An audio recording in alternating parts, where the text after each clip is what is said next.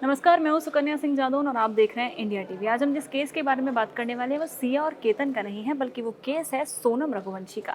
आपको ये केस याद ही होगा, बहुत प्रचलित केस था। अब इस पर क्या हुआ है कि सोनम रघुवंशी को जमानत मिल गई। जमानत तो काफ़ी टाइम पहले मिल गई थी, लेकिन अब एक और अपडेट ये है कि मेघालय सरकार ने एक याचिका डाली थी सुप्रीम कोर्ट में और रद्द करने की मांग की थी इनकी जमानत को, सोनम रघुवंशी की जमानत को, जिसको लेकर अब सुप्रीम कोर्ट ने कहा है कि वो ऐसा नहीं करने जा रहे और जमानत जो है जस की तस बनी रहेगी।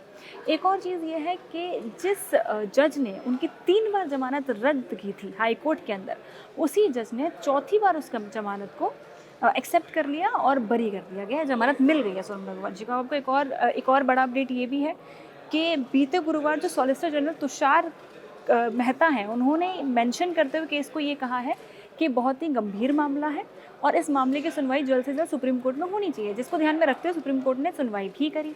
पर हालांकि नतीजा यही निकला कि जमानत को नहीं बदला गया है। अब क्या क्या दलीलें दी गई है सुनवाई के दौरान वो बता देती हूँ। दरअसल हम बेल पर रोक लगाने के इच्छुक नहीं हैं, ये सुप्रीम कोर्ट ने कहा है।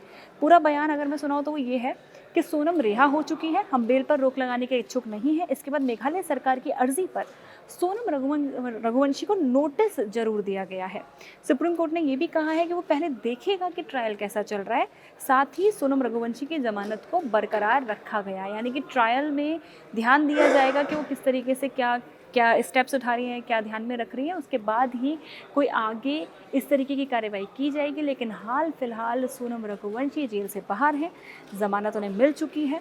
अब इसमें एक और बात बता दूं कि जिस जज ने इन्हें 3 बार मना कर दिया था कि नहीं जमानत नहीं मिलेगी, उसी जज ने चौथी बार दे दिया। तो इस पर भी जो जस्टिस हैं शील नागू की बेंच ने सुनवाई की थी। सुनवाई के दौरान सॉलिसिटर जनरल तुषार मेहता ने ये कहा है कि चौंकाने वाला और हत्या का मामला है, ऐसे में हाईकोर्ट की ओर से जमानत देना गलत है। जिस जज ने 3 बार जमानत याचिका को रद्द कर दिया, उसी जज ने चौथी बार जमानत दे दी, जबकि इस मामले में सप्लीमेंट्री चार्जशीट दाखिल हो चुकी थी।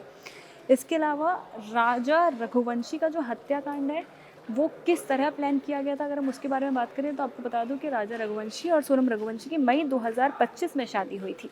उसके बाद सोनम और राजा दोनों मेघालय घूमने गए हनीमून पर वहीं हत्या हो जाती है। राजा रघुवंशी अचानक से खो जाते हैं, जिसकी मिसिंग रिपोर्ट लिखाई जाती है। बाद में उनकी बॉडी जो है वो रिकवर की जाती है, जिसका पता चलता है कि एक्चुअली में सोनम रघुवंशी का राज नाम के किसी लड़के से अफेयर चल रहा था, राज कुशवाहा। उस लड़के के साथ मिल करके सोनम रघुवंशी ने राजा रघुवंशी को मौत के घाट उतारा था, जिसके कई सारे सबूत भी सामने आए थे और बाद में 8 गिरफ्तारियां भी की गई थी।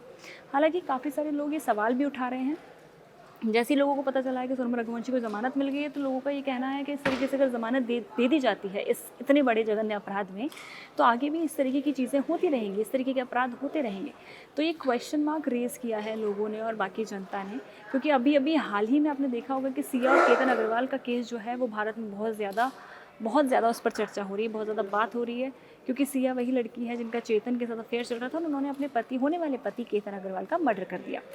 तो इस पूरे मामले के बाद अचानक से, ये पूरा मामला तो अभी देश में चल ही रहा है, उस दरमियान सोनम रघुवंशी को अगर आप जमानत दे देंगे तो उस पर एक बहस छिड़ गई है। हालांकि सुप्रीम कोर्ट है, सर्वोच्च अदालत है, कुछ सोचकर ही ऐसा किया होगा, तो उसके फैसले पर आप कोई सवाल नहीं उठा सकते। पर हाँ, अभी जो है सोनम रघुवंशी को जमानत मिल गई है। सुप्रीम कोर्ट ने इनकार कर दिया है कि वो जमानत रद्द नहीं करेगा। तो ये अभी तक का अपडेट था, और भी अपडेट आते रहेंगे और भी जानकारियाँ लाते रहेंगे। जुड़े रहिए इंडिया टीवी के साथ।